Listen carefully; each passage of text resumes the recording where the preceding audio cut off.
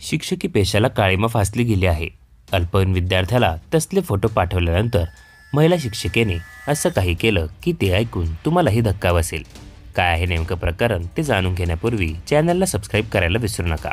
एलनी स्पिनियन नावाच्या 24 वर्षीय शिक्षिकेने तिच्या माजी विद्यार्थ्याला नको ते फोटो पाठवले।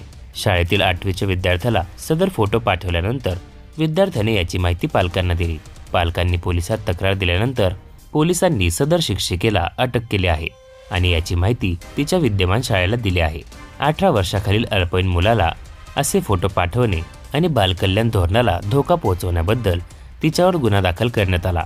प्रकरण न्यायालयात पोहोचल्यानंतर शिक्षिकेला जामीन देण्यात आला। मात्र जामिनासाठी $46,000चा बॉन्ड भरण्यात असमर्थ ठरल्यानंतर आरोपी शिक्षिकेची रवानगी महिला सुधार संस्थेत करण्यात आली।